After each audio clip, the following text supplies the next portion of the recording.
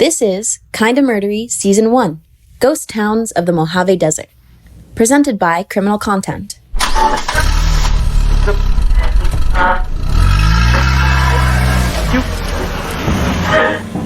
You're rocketing down the 15 freeway between Vegas and LA. It's a scorched wasteland of Airstream meth labs and unrelenting heat. This is no place you'd want to stop. But the car's on fumes, so you take the exit and you pull up to the gas station. It's abandoned, a concrete canvas that some local Michelangelos turned into the Sistine Chapel of spray paint penis. A grave marker for every crazy story lost in the desert sands. These are the ghost towns of the Mojave Desert. And this is Kinda Murdery.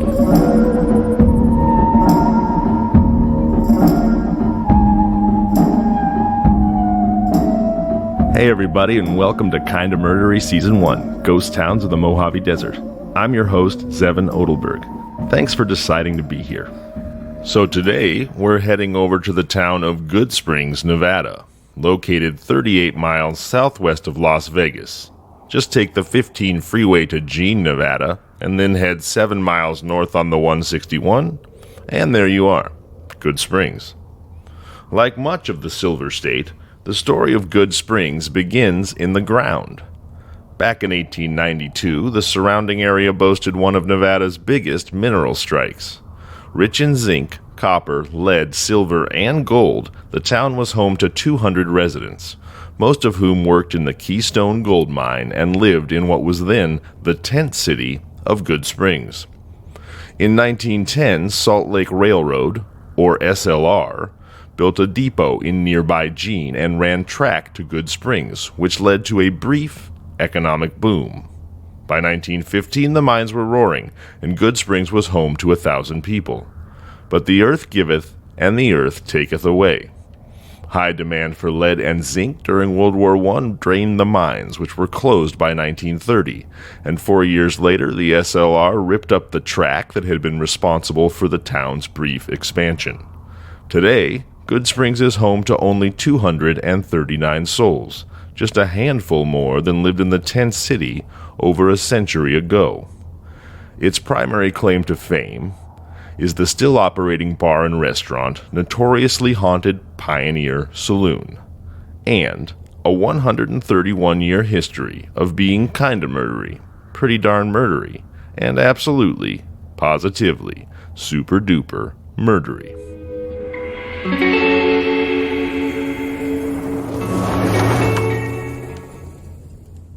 Today, Kinda Murdery is experiencing the happiest of all deja vus as we are joined by actor, writer, director of the brilliant film Mass, star of Cabin in the Woods and You Might Be the Killer. That's right. Here with us once again is the incredible Fran Kranz. Hey, man.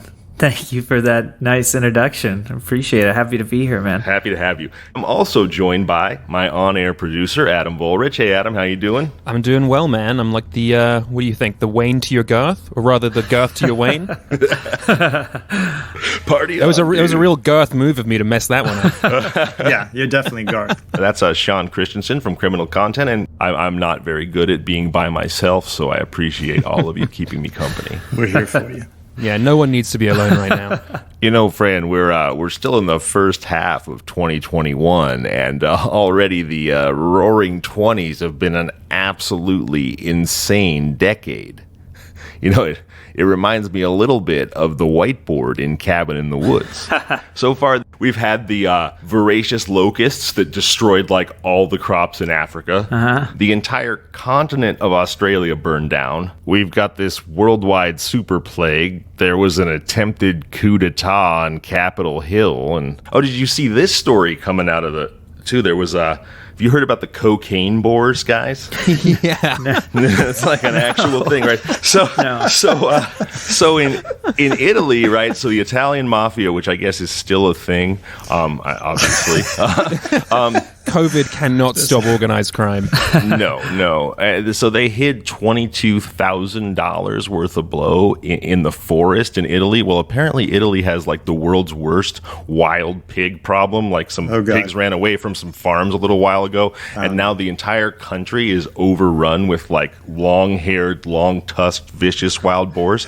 And these boars... Is that an overstatement? Really? Is it? No, it's not. A bunch of hippie pigs on cocaine just roaming around the country. Really, exactly. But really pissed off sort of PCP hippies, like Manson hippies, not peace and love hippies, right? So they happened upon this $22,000 worth of cocaine stash in the woods, and they've got those pig noses, and they literally snorted it all. Wow. Incredible. That's the truth. I mean, at least someone's having a good time. I was going to say, they, on the other hand, are thriving. Yes, they are thriving. Right, yes. I'm like, where can I buy that bacon? Enough with the applewood smoked. Can I get the cocaine infused? But very nice. So, going back to this whiteboard idea, right? So if we've got locusts, we got a continent burning down, we got COVID-19, and we got cocaine boars. I just kind of want to know, if you're in one of those. Don't forget murder hornets. Did you say murder hornets? Oh, yes. Yeah, no, I forgot. Murder hornets. Okay, I'm gonna get my dry erase pen, and I'm gonna add murder hornets Well, I loved here. the whiteboard had. I was always so blown away by the ordinary kind of the sort of pedestrian calls. Like there was Kevin. Right? Yes. Kevin is on there. Kevin's on the whiteboard. Everyone's got a Kevin. Yeah. Snowman is on there also, which is like, well, is that mundane or is that terrifying? There's really no way to know until it happens. And there's twins. I got a couple questions for you, Fran. If we had these options up on the board, which one would you pick? Would it be burning continents, unexpected insurrections, murder hornets, cocaine pigs? Which one? Oh, cocaine pigs. Yeah. I mean, that would be just a ridiculous movie. Yeah, definitely. Yeah. The cocaine That's definitely pigs. the most fun one. That is a really funny movie, yeah. Well, if you're going to die, you ought to do it fun-wise. Cabin in the Woods 2. Cocaine pigs. Yes. Yeah. All right, guys, let's get into it. Taking a quick look at the itinerary here, it's clear that Goodsprings has plenty of attractions for murder tourists like us. First up, we have the Pioneer Saloon, haunted by no less than 3 ghosts.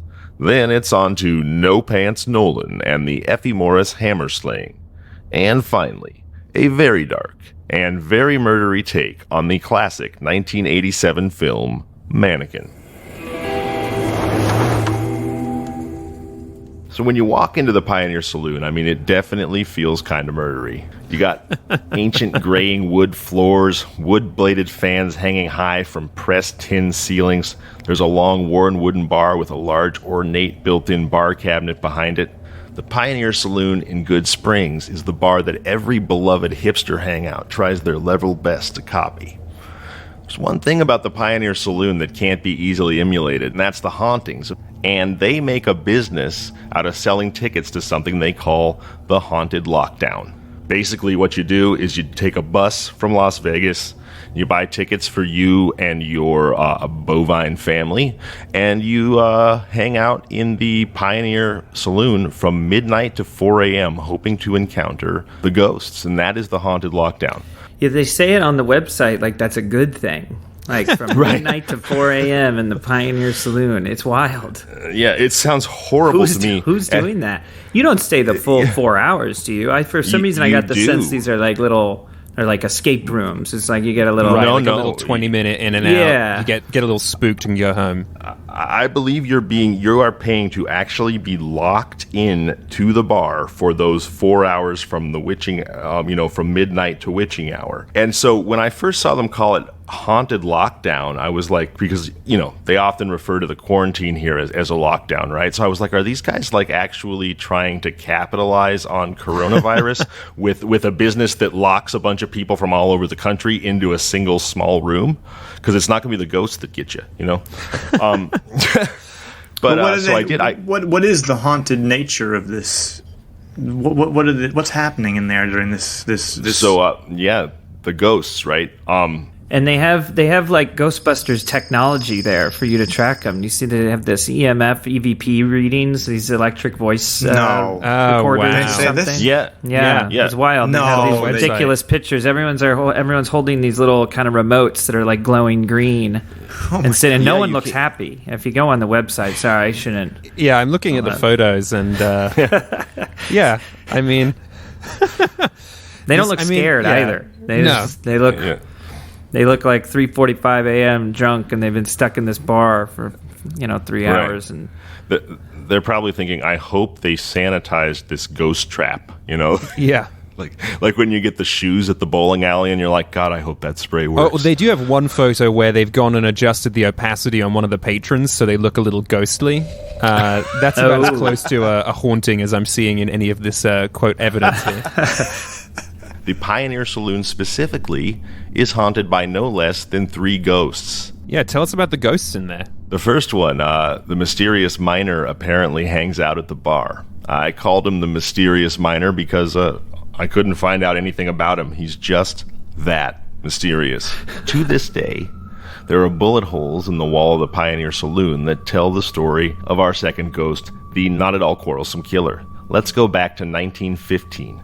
2 years after the Pioneer Saloon was built, bear of a man, Mr. Paul Koski, was shot to death for cheating at cards. His apparently not a murderer, Joe Armstrong, was acquitted according to the Reno Gazette because he had, quote, never been a quarrelsome man and had a splendid record. In other words, he got acquitted for, quote, generally being a nice guy, despite the fact that he just shot a man to death over a card game. Wow. And there are witnesses and everything, I assume. Yeah, there was no question that he killed him. They literally let him off for not being quarrelsome and having a splendid record, whatever that That's means. incredible. Times were simpler back then. Yeah. He just built up enough good karma that it was considered an even trade when he finally popped someone. That story makes me nostalgic, just like I would love to have lived back then. For what, the apex of white privilege, when everybody yeah, exactly. Like if everybody just agrees you're a nice guy, you can just kill whoever you want. Oh yeah, Fran's great. He can just let him murder somebody. He's cool. We like him. Oh no. Yeah. Oh boy. Anyway. I also am nostalgic for those days. Yeah. Settled with a handshake, that kind of stuff. Yeah. Sorry I killed your brother. Here's a handshake. Well, I mean, if a guy as nice as you killed him, he must have done something deserving of death. Right. That was the logic. It's phenomenal. The third ghost is described as haunting the bathroom, which, if you ask me, is both inexplicable and disrespectful. Yes. Why disrespectful, you ask? Well, let's go back in time 78 years. It's early January 1942, and silver screen screwball comedy legend Carole Lombard is on her way back to California following a war bond rally in Indiana. Because of the war, signal towers in the Nevada mountains are dark, so the pilots don't see the broad side of Mount Potosi, about 7 miles from Goodsprings. The plane hits the mountain. Everyone dies. And while it may be true that Carole's King of Hollywood husband Clark Gable sat and drank at the Pioneer Saloon for 3 days waiting to hear the news of Carole's death, there's no conceivable reason given as to why she would choose to haunt the water closet at a bar she's never been to, in a town she'd never been to, 11 miles from where her plane went down. Look, I'm not here to dispute the existence of ghosts, but for Pete's sakes, President Roosevelt posthumously awarded Lombard the Presidential Medal of Freedom and called her the first woman killed in the line of duty in World War II. I don't think it's fair to reduce a woman like that to some ghost town moaning Myrtle who spends eternity haunting toilets. Oh, are we supposed to think that Carole Lombard is just hanging out in a bathroom right now? That's correct. That's what those assholes at the Pioneer Saloon, that's what they sell to people. I'm gonna call bullshit on when that you one. go there, that's false advertising, because what they're saying is when you come in here, you're going to see a big star, but only in the bathroom. Yeah, they're just like, who is the nearest famous person that died? Let's claim they're hanging out here. I was just going to say, who can be in my bathroom? Right, given that she's this Your modern bathroom. Yeah, Natalie Wood. I'm kind of, she died off Catalina. Maybe Natalie Wood's in my bathroom. Right. Yeah, right. She's looking for. It's a sort of love story, isn't she? Kind of looking for Clark Gable. If he was at the bar, it's just some kind of misconnection there. Like she just thinks he's going to come in and puke or something. And but so why is she in the bathroom like putting her face on for Clark? I mean, I think the whole thing is just sort of gross. I think there's just it's kind of a game of telephone that happens between life and the afterlife, and like she thinks she's in the right place, Yeah, on the I think you're. Yeah, the toilet telephone. I think you're giving the folks at the Pioneer too much credit here. I mean, we're talking about an honest-to-God American hero that they've consigned to their bathroom to hawk tickets to, like, tourists from Nebraska. I find it pretty distasteful. I think we've clearly given this more thought than they have, is really what it comes down to. Yeah. Fran, to your point, they're like, we have a ghost that we call the lady in the bathroom, and it's probably Carol Lombard. What the fuck? Who else would it be? Right. I've got a creaky stare outside my door, and I have to tell you, I'm pretty sure it's John Lennon. Yeah. All right. That's the Pioneer Saloon, folks. Want to talk about some real murders? Yeah, let's get dark. Let's get real. Let's do it. Yeah. Here we go. 1955, Las Vegas.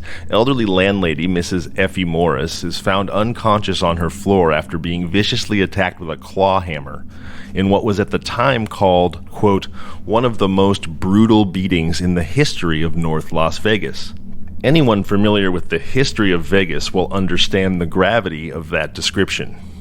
Mrs. Morris succumbs to her injuries and a manhunt is launched for 23-year-old Gerald James Nolan, an ex-GI who has been rooming at Mrs. Norris's home.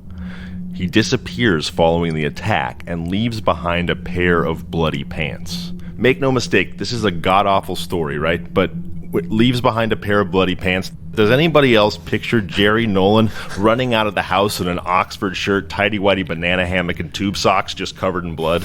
Well, I sure do. That's like, yes. Well, that's what I saw. Like, we do now. Thank you. It feels like he murders the lady with a claw hammer, just like shucks his bloody trousers, and fucking bolts out the house like the gingerbread man. That's what I picture.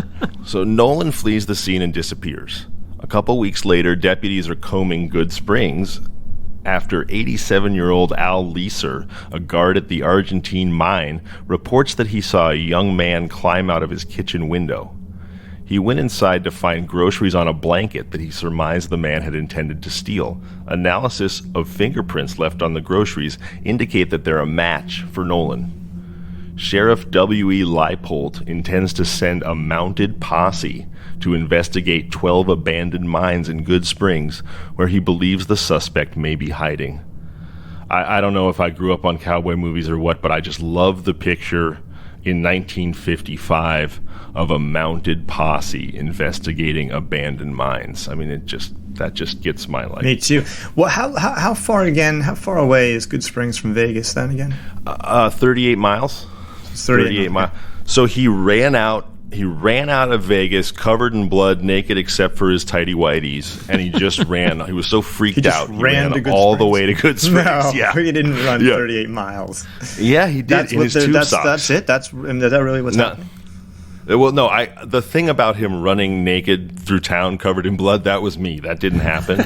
But he we did. Don't know that didn't happen. He did know, right. What proof do you have that bloody pants. pantsless murderer didn't run to Goodsprings and hide in a cave? Yeah, right. He did leave his bloody pants at the scene of the murder, and he did end up stealing groceries with a blanket 38 miles away in Goodsprings. Okay. So you're assuming he doesn't have a car. You just want the visual or pants. You just want him for your narrative to be running down a highway 38 miles in his underwear. Yeah, it sounds like like a goofy comedy. It's all like a wacky mix-up. Yeah. Or it's almost like he's mad at his pants. Oh, these bloody trousers. Yeah, and he's just he's just trying to hide because he doesn't want to be seen without pants on because that's just generally embarrassing. So this is all. That was his only pair of pants. Yes, it's like a Chaplin movie or something. He's just kind of running. Right. High knees. Twice quicker than a normal human being. Yeah. So the posse searches the mines. They don't find Nolan. And eventually, they quit searching the Las Vegas area based on, and I quote again from the newspaper, information from motorists that the suspect fled to Southern California. Okay, so hold on. Now, I'm not exactly sure what information from motorist means, but now I'm basically picturing the same guy in his tighty whities and socks just sprinting down the 15 freeway, hell-bent for LA. Just like, I got to get there. And he just tells people in their cars that that's what he's doing. Well, there must have been some, very vivid or specific description that the police or the posse could give motorists, because unless everyone around, the state knew what they were looking for, there was obviously some consensus. So I'm actually makes me sort of, believe even more that he was running around in his underwear. Right. We got an APB out on a white male covered in blood, wearing tube socks and a banana hammock. Yep. Yeah, and then everyone knows what to look for. It's unmistakable on the highway. I think you're onto something there. I think we've solved this case. Yes. The guy definitely had no pants. Yeah, he was no pants Nolan is what they call him. So authorities finally catch up to Nolan almost a year later in Los Angeles, where he's working as a pin monkey at a local bowling alley. A pin monkey, in case anyone is wondering, is somebody who sets the pins in an old-timey bowling alley before they had the automated system. Okay. So it turns out that when he allegedly slew Mrs. Nolan, he was under a suspended probationary 5 to 7 year sentence for armed robbery. So, and he freely admits to the judge, now once they've caught him, that he had, quote, violated all the terms of his probation. You think? Yeah, you're right. I violated all the terms of my probation. Oops, you got me. Yeah. So basically, I don't really understand how lazy prosecutors were back in 1955, but they decide they can't make the case for the hammer slaying. What? No, they decide to drop, this is all true, I'm not making up any of this, they decide to drop the hammer slaying charges, and instead they just have him serve the 5 to 7 years for armed robbery that he was already convicted to. So he goes back to jail to serve his sentence, no longer out on probation, Yes. This is like a diluted version of the J.A. Armstrong story, or like it's just like the decline of white privilege. Now they get a light sentence. Yeah. You don't get off because you're a nice guy. And it was all a miss. You lost your pants. You were just you weren't thinking straight. How dare you? Well, he's clearly not that nice of a guy. I think that's the issue, right? That's what it is. You're not a nice guy. 5 to 7. We don't like you at all, pantsless pin monkey. Yeah, but it's also like, what about justice for the family of Effie Morris? Super right? dark. This story. Yeah. Sure, he goes back to jail, but not for the murder, not for the brutal, worst beating in the history of Las Vegas murder, just for the thing he'd already been convicted for. So they're telling the family of Effie Morris, like, fuck off, guys. Yeah, they're just like, well, he was going to jail anyway, so that's that. Yeah. Yep, exactly. All right. Yikes. So that is the 1955 Effie Morris hammer slaying.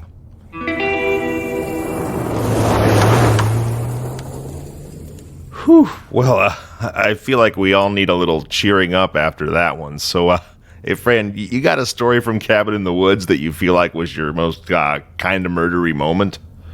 I'm trying to think of. I think it was Chris. It was not all of us. There were 5 of us, right? Anna, I think it was Chris Hemsworth, Jesse Williams, and Kristen Connolly and I. I feel like Anna wasn't there, but we had like a weekend and we went to Whistler, the ski resort, but it was not, I forget, it must have been like spring.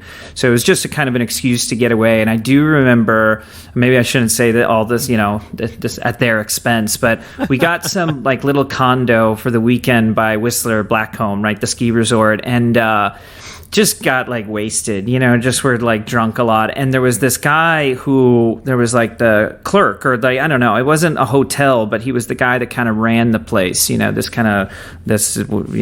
lack of a better word, let's say he was like the hotel clerk or something. And like, it started off, he was kind of friendly, and then we started to get noise complaints, which were fair. But, because we were just like rowdy and out of control.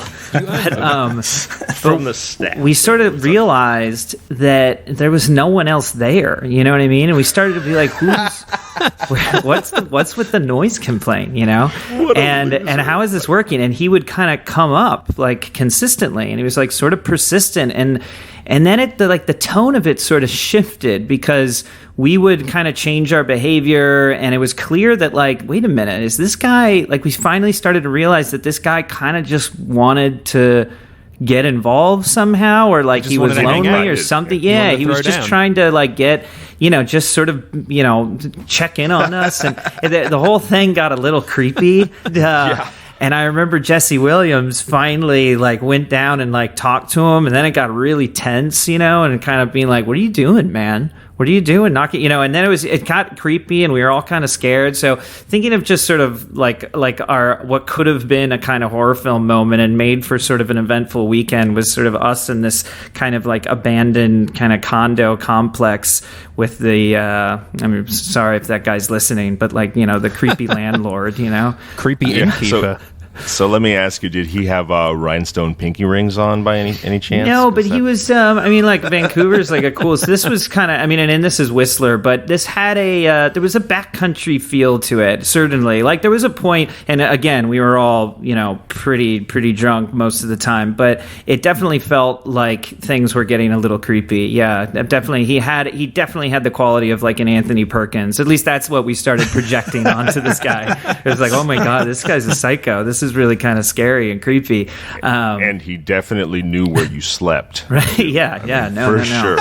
No, like the complaints just got strange. You know what I mean? And then I remember at one point he was like, "When are you guys planning on leaving?" And it was like, "What is this? What's going on?" Yeah, it was. It just, I felt like it might have just been a lonely guy, and we were all kind of the same age, and maybe I'm being too hard on him. Yeah. He's like, so I do a great Neil Diamond impression if you guys are into Neil Diamond. Yeah. It's just like really, really weird. You guys got an appetite for another one? Let's do it. Yeah? Absolutely. So next, we're going to talk about the Shane Allen Schindler Mannequin hammer attack. It's 2017. We're in Las Vegas this time. You'll forgive me for wandering a little bit away from Goodsprings, but I just couldn't leave this one alone, especially in light of the fact that we've already had one Hammersling in this episode. So let's go ahead and talk about our second hammer attack. 100 years of murder bookended by hammers. Indeed. 2017, and authorities in Vegas have been searching for a killer who so far has beat 2 homeless men to death with a hammer. They have the novel idea for a sting. Here's what they do. They take a department store mannequin, they dress it in tattered clothing, they lie it down on the sidewalk under dirty blankets, so from any sort of distance or even right next to it, it appears to be a homeless person sleeping under dirty blankets on the sidewalk. They then, get the donuts, fire up the AC in the cop car, and they sit and they watch. Okay. Enter 30-year-old Shane Allen Schindler, who takes a 4-pound ball-peen hammer out of a plastic bag and starts to savagely beat the mannequin around the head. He's arrested and initially charged with carrying an illegally concealed weapon.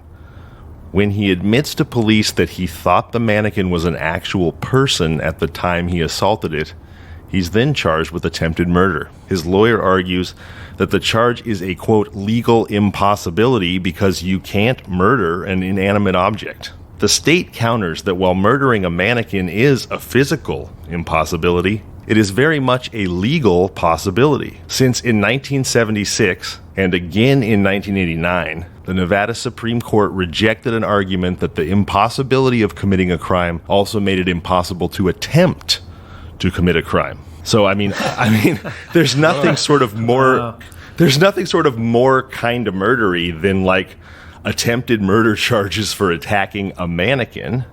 And it also raises the question that if the state Supreme Court had already ruled twice on this issue, how often are people trying to murder mannequins in Nevada? Yeah, is there a mannequin slayer? Do you know what that was? I'm so curious what those issues were, because what are even other examples of that? Yeah. It's like I tried to steal the clothes off a naked man, like the theft, but I couldn't. So it's not theft. I don't know what it is. Look, it's a funny question, like how often are people trying to murder mannequins in Nevada? But I mean, in all seriousness, though, Shane Allen Schindler is human garbage. I mean, I can think of very few things more despicable than brutally hammer attacking a sleeping homeless person. Am I the only one who feels like it's a little weird that their plan worked? You know what I mean? Yeah, it's just a wildly successful like this guy didn't just check under the hood or whatever when he got there. He didn't just like sort of lift the blanket a little, and that's not a real person. But also, why in the world would you think it was a dressed up mannequin? That's what my question was originally. Was why? What? I guess he just assumed that it's a real person under there. I can understand that, but I guess I just feel like, what's the glory in not, like, I don't know, he just sort of goes and...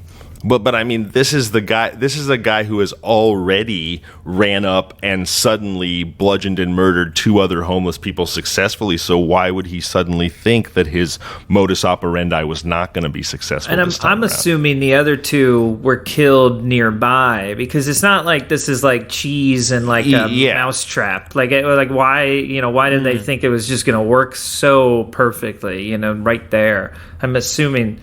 Yeah, I think you're right, Fran. I think they set up the decoy on the same street or same general area where the other men had been killed. So what happened to the guy? Well, so ultimately, Schindler pleads guilty to an attempted murder charge, which carries an 8 to 20-year sentence, in exchange for the authorities dropping the concealed weapon charge and not pursuing him as a suspect in the other 2 homeless hammer slayings. So, I mean, it's sad, and we have echoes of the Effie Morris case where they decided not to go after Nolan and to just let him serve his suspended sentence for armed robbery and just kind of leave Effie unavenged. Similarly here, they drop the concealed weapons charge and they say, hey, we're not going to pursue you for killing these other 2 homeless men as long as you cop to attempted murder on the mannequin.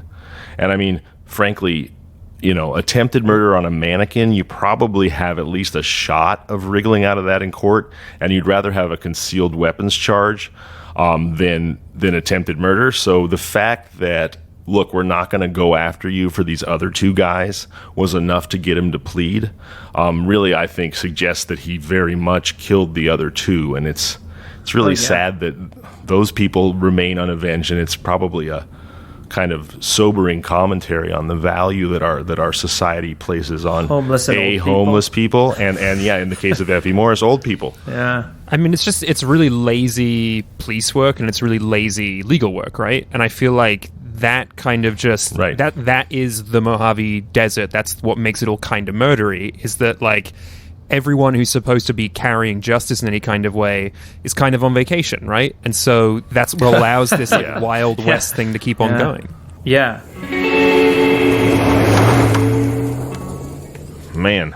Well, on that uplifting note, it's time for our 5-star review of the week. This one comes in from someone named Bill and Bex. It says, intense and exhilarating. This podcast takes you on a wild ride through the wastelands of the Mojave Desert. Each ghost town visited is full of amazing stories that are all kinda murdery. It's fun, and the hosts make you feel like a friend.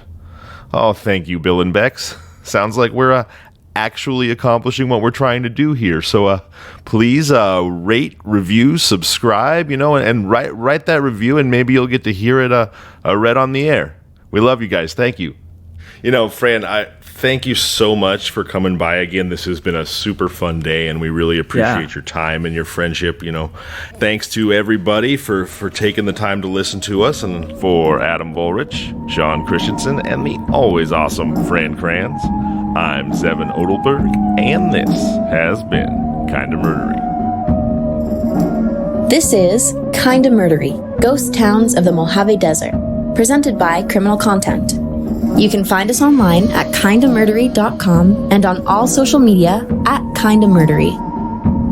Email us at contact@kindamurdery.com. Listen to us on all your favorite podcasting apps: Apple Podcasts, Spotify, Overcast, Google, and more. Don't forget to rate about the show.